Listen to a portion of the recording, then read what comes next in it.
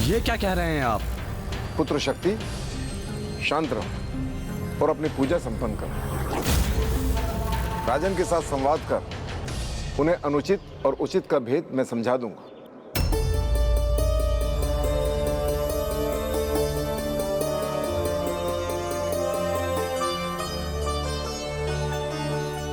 आप जो चाहते हैं वो मैं नहीं कर सकता राजन, क्योंकि आपकी इच्छा प्रकृति के नियमों के विरुद्ध है। किसी भी मनुष्य को सशरीर स्वर्गलोक में प्रवेश करने की अनुमति नहीं है राजन। आपको सशरीर स्वर्गलोक भेजकर मैं इस नियम का उल्लंघन कदापि नहीं करूंगा। मुझे ज्ञात है आप ऐसा अवश्य कर सकते हैं गुरुदेव। मैंने कभी भी आपकी बात का उल्लंघन नहीं किया है, तो आज आप भी मेरा ये निवेदन स्वीकार करने के लिए बाध्य हैं गुरुदेव। संपूर्ण जीवन मैंने सत्कर्म किए हैं और ये अधिकार अर्जित किया है, इसीलिए आज मैं आपका कोई भी अन्य उत्तर नहीं सुनूंगा। और जो मैं कह रहा हूं वो तो आपको अवश्य ही करना होगा। क्षमा कीजिए पिताश्री, किंतु प्रतीत होता है राजन अपनी मर्यादा भूल चुके हैं। अपनी लालसा पूर्ण करने के लिए अपने ही गुरु का अपमान कर रहे हैं। कि ये अपमान कैसा ऋषिपुत्र? मैंने अपना राजपथ स्वेच्छा से अवश्य त्याग किया है, किंतु अभी भी मैं एक राजा का पिता हूँ। इसीलिए मेरे गुरु और प्रजा होने के नाते आपके पिता के लिए अनिवार्य है कि वो मेरे आदेश का पालन करें। आदेश? पिताजी को आदेश देंगे आप, वो भी अपनी एक अनुचित इच्छा पूर्ण करने के लिए? प्रतीत होता है राजन कि आपकी मति ही भ्रष्ट हो गई हो। ऐसी धृष्टता करने का अधिकार कैसे प्राप्त हुआ आपको?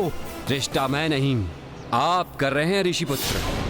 स्मरण रखिए, मैं अभी भी एक राजा का पिता हूँ और मेरे लिए अपनी प्रजा को आदेश देना कदापि अनुचित नहीं है। राजा के आदेश का उल्लंघन घोर राजद्रोह होता है, इसीलिए मेरे आदेश को टालने का अपराध मत कीजिए गुरुदेव, अन्यथा। अन्यथा क्या राजन?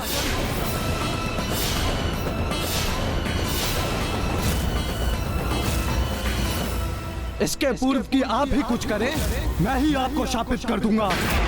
और इस दुस्साहस के उपरांत आज आप अपना स्वर्ग जाने का अधिकार तो खो ही चुके हैं और मेरे श्राप के प्रभाव से आप विकृत हो जाएंगे।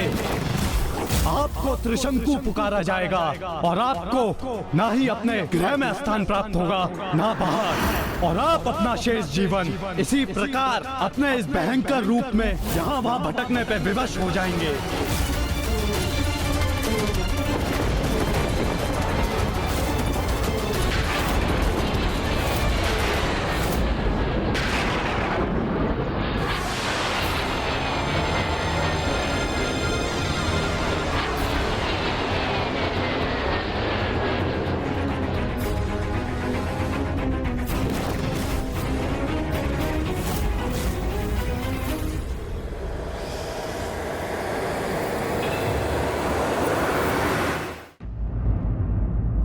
क्या हुआ लंकेश?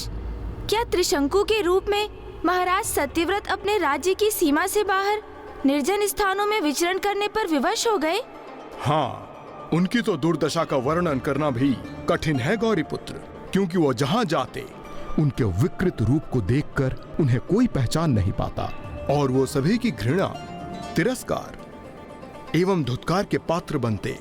फिर इसी प्रकार एकाकी यहाँ वहां भटकते हुए उनकी भेंट ऋषि विश्वामित्र से हुई, जिनकी ऋषि वशिष्ठ के साथ प्रचंड प्रतिद्वंदिता थी और त्रिशंकु ने दोनों महर्षियों के मध्य इसी परस्पर द्वेष का लाभ उठाने का निर्णय लिया। रुकिए!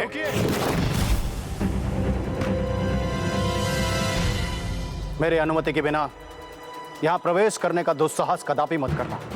प्रणाम ऋषिवर। प्रतीत होता है कि आप भी मुझे इस रूप में पहचानने में असमर्थ रहे हैं।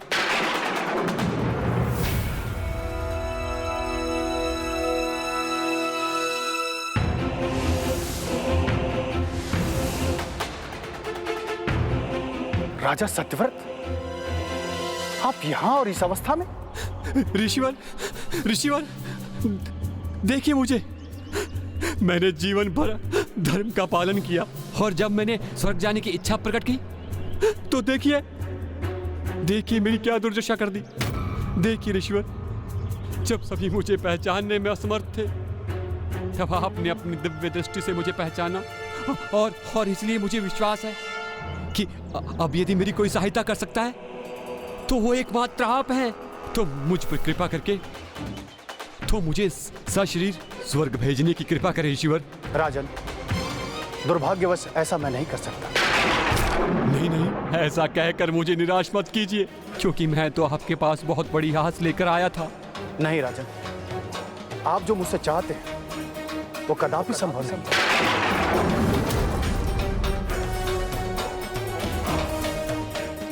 उचित है ऋषिवर, अब मेरे पास कोई उपाय शेष नहीं है।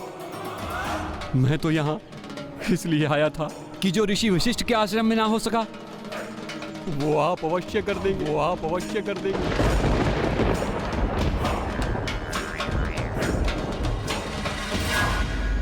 किंतु मुझे क्या ज्ञात था, जिस प्रकार ऋषि वशिष्ठ के आश्रम से हताश होकर मैं निकला था, उसी प्रकार निराश होकर महानतम ऋषि विश्वामित्र के आश्रम से भी प्रस्थान करना होगा।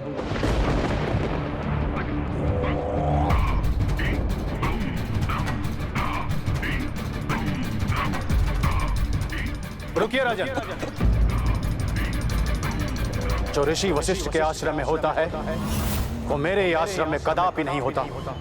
यहाँ पर आया हुआ याचक कभी निराश नहीं लौट सकता। मैं आपको वचन देता हूं कि मैं सभी आवश्यक अनुष्ठान करूंगा और आपको सशरीर स्वर्गलोक प्रवेश करूंगा। इसीलिए तो ये मान्यता सर्वथा उचित है कि कभी किसी के प्रति द्वेष की भावना के साथ कुछ नहीं करना चाहिए, अन्यथा उसके मन में स्थित ये द्वेष का भाव स्वयं उसकी ही हानि करने पर बाध्य कर देता है। लीजिए लंकेश, जल ग्रहण कीजिए।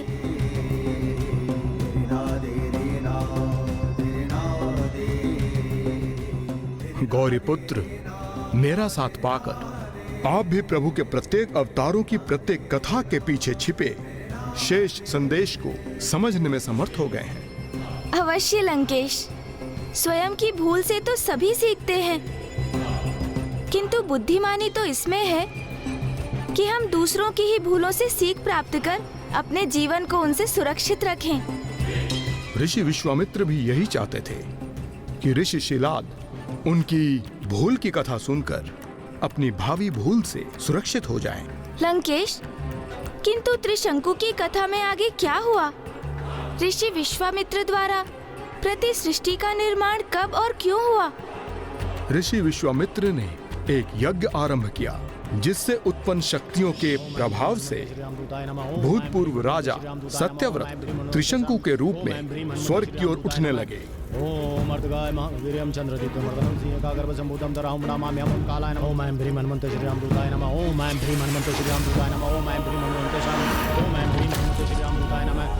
ओम अर्धगाय महावीर्यं चंद्रदीप्तमर्दनं सिंहकागर्भसम्भूतं तराहुं नमाम्यहं कालाय नमः। ओम ऐं ह्रीं हनुमन्ते श्रीरामदूताय नमः। ओम ऐं ह्रीं हनुमन्ते श्रीरामदूताय नमः। ओम ऐं ह्रीं हनुमन्ते श्रीरामदूताय नमः। ओम अर्धगाय महावीर्यं चंद्रदीप्तमर्दनं सिंहकागर्भसम्भूतं तराहुं नमाम्यहं कालाय नमः। ऐं ह्रीं हनुमन्ते श्रीरामदूताय नमः। ओम ऐं ह्रीं हनुमन्ते श्रीरामदूताय नमः। ओम ऐं ह्रीं हनुमन्ते श्रीरामदूताय नमः। ओम ऐं ह्रीं हनुमन्ते श्रीरामदूताय नमः।